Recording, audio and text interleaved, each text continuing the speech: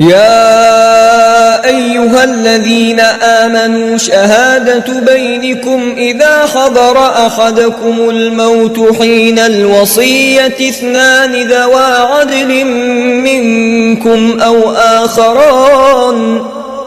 أو آخران من غيركم إن أنتم ضربتم في الأرض فأصابتكم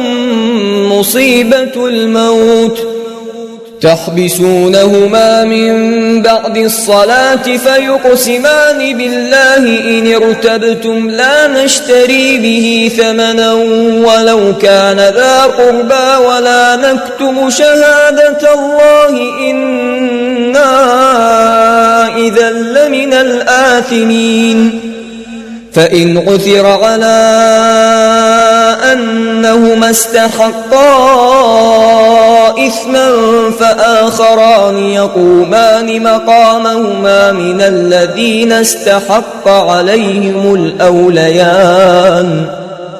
فآخران يقومان مقامهما من الذين استحق عليهم الأوليان فيقسمان بالله لشهادتنا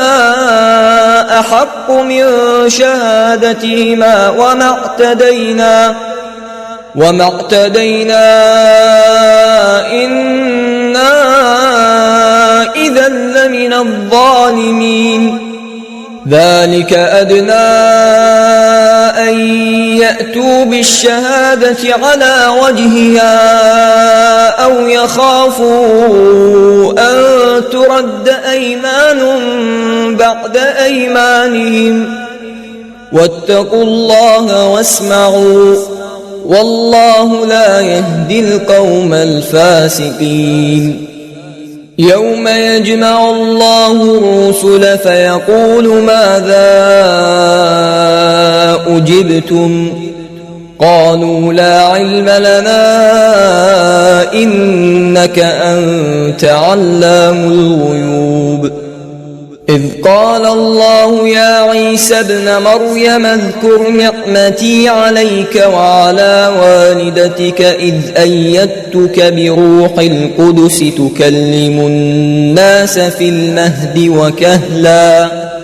وإذ علمتك الكتاب والحكمة والتوراة والإنجيل وإذ تخلق من الطين كهيئة الطير بإذني فتنفخ فيها فتكون طيرا بإذني وتبرئ الأكمه والأبرص بإذني وإذ تخرج الموتى بإذني وإذ كففت بني إسرائيل عنك إذ جئتهم بالبينات فقال الذين كفروا منهم إن هذا إلا سحر مبين وإذ أوحيت إلى الحواريين أن آمنوا بي وبرسولي قالوا آمنا واشهد بأننا مسلمون إذ قال الحواريون يا عيسى ابن مريم هل يستطيع ربك أن ينزل علينا مائدة من السماء قال اتقوا الله إن كنتم مؤمنين قالوا نريد أن نأكل منها وتطمئن قلوبنا ونعلم أن قد صدقتنا ونكون عليها من الشاهدين قال عيسى ابن مريم اللهم ربنا أنزل علينا مائدة من السماء تكون لنا عيدا لأولنا وآخرنا وآية منك وارزقنا وأنت خير الرازقين قال الله إني منزلها عليكم فمن يكفر بعد منكم فإني أعذبه عذابا لا أعذبه أحدا من العالمين. وإذ قال الله يا عيسى ابن مريم أأنت قلت للناس اتخذوني وأمي إلهين من دون الله قال سبحانك ما يكون لي أن أقول ما ليس لي بحق إن كنت قلته فقد علمته تعلم ما في نفسي ولا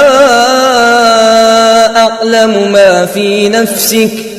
إنك أنت علام الغيوب.